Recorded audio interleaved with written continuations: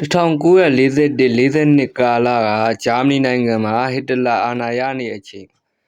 ဟဲမွန်ဆိုတဲ့အသက်တောင်မပြည့်သေးတဲ့လူငယ်လေးကဂျာမနီကိုဟစ်တလာဖျက်ဆီးနေတာဟစ်တလာကိုမတားဆီးရင်ဂျာမနီကအဖက်ဆယ်မရအောင်ဖြစ်လိမ့်မယ်ဆိုပြီးဆောင်းပါးလေးရေးခဲ့တာကြောင့်သူ့အသက်19မှာပဲခေါင်းဖြတ်သက်ခံခဲ့ရတာပဲဖြစ်ပါတယ်ဟဲမွန်ဆိုတဲ့ကောင်လေးကသူ့ရဲ့သက်16နှစ်မှာပဲမြို့တော်ခမ်းမရဲ့စာစီစာရိုက်အလုပ်မှာလုပ်ရခဲ့ပါတယ်တနေ့မှာတော့သူ့ရဲ့ကိုကာဟာကပြင်သစ်စစ်မြေပြင်ကနေဂျာမနီကိုပြန်ရောက်ရှိခဲ့ပြီးတော့သူနဲ့တူပြင်သစ်မှောင်ခိုဈေးကွက်ကနေရေဒီယိုတစ်လုံးပါရှိခဲ့ပါတယ်။အဲ့ဒီရေဒီယိုကပြည်ပဆိုင်ရာသတင်းဌာနများကိုနားဆင်နိုင်တာကြောင့်ဟစ်တလာကဂျာမနီမှာပိတ်ပင်ထားတဲ့ရေဒီယိုပဲဖြစ်ပါတယ်။အဲ့ဒီညမှာပဲကာဟာကဟဲမွန်နဲ့ဟဲမွန်ရဲ့တငယ်ချင်းဖြစ်တဲ့ဆော်လမွန်ကို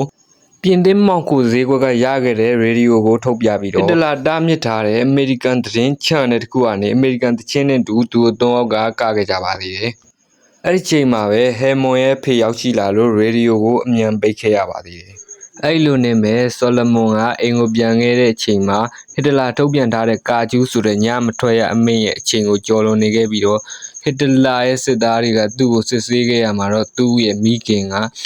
ဂျူးသွင်းရောနေတယ်ဆိုပြီးတော့သူ့ကိုထူထောင်ခဲ့ပါသေးတယ်။အဲ့လိုနဲ့ပဲဟဲမွန်ကညသကောင်ရောက်တဲ့ချိန်မှာအိတ်မပျော်တာနဲ့ရေဒီယိုဖွင့်ကြည့်တဲ့အခါမှာဟစ်တလာရဲ့တရုတ်မှန်ကိုသိရှိခဲ့ရပါတယ်။အဲ့လိုနဲ့ပဲနောက်တစ်ရက်မှာတော့ဆလမွန်အိမ်တို့ဟဲမွန်ကသွားရတအိမ်လုံးပစ္စည်းများပြန့်ကျဲနေပြီးဆလမွန်ရဲ့စာအုပ်တအုပ်သာတွေ့ရှိခဲ့ရပါတော့တယ်။ဘာကြောင့်လဲဆိုတော့ဆလမွန်ကဂျူးလူမျိုးသွေးရောနော်ဖြစ်နေလို့ပါပဲ။ဒါကြောင့်မို့ပဲတငယ်ချင်း၄ယောက်ရှိတဲ့ကမှာရူဒီကာဟဲမွန်ဆလမွန်ဆိုပြီးရှိတဲ့မှာဆလမွန်ကဖန်ခံလိုက်ရတော့တငယ်ချင်း၃ယောက်ပဲကျန်ပါတော့တယ်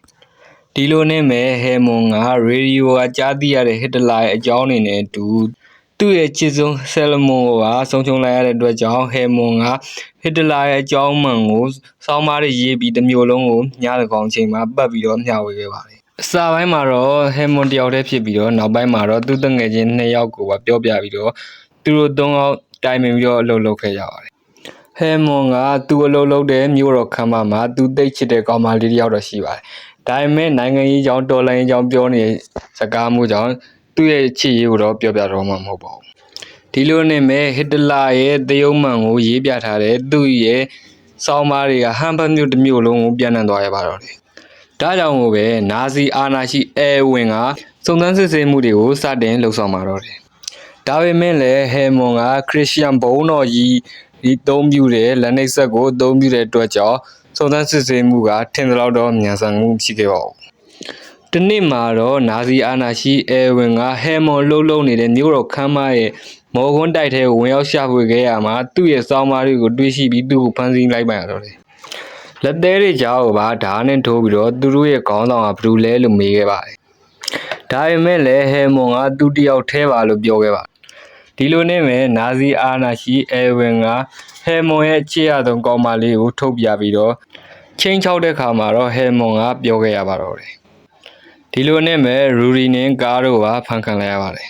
ဒီလိုနဲ့ပဲဘာလင်ရဲ့နိုင်ငံရေးကျင်းစခန်းထောင်မှာ6လကြာမြင့်ပြီးတဲ့နောက်မှာတော့သူ့ရဲ့ရှေ့နေကနိုင်ငံတော်ကိုတစ္ဆာဖောက်မှုအတွက်နောင်တရကြောင်းအတနာခန့်စာအတိုင်းပြောကြားဖို့ပြောဆိုခဲ့ပါ1942ခုနှစ်ဩဂုတ်လ17ရက်နေ့မှာတော့တရားရင်ဆိုင်ခဲ့ရပါတယ်။နိုင်ငံတော်ကိုတစ္ဆာဖောက်ရန်ပြင်ဆင်မှုစစ်ပွဲကာလအတွင်းရန်သူကိုအားပေးကူညီမှုတရားမဝင်နိုင်ငံခြားအသံလွှင့်စက်တို့ကိုနားထောင်မှုစုပူရန်လှုံ့ဆော်သည့်အရာများကိုရိုက်နှိပ်ခြင်းစသည့်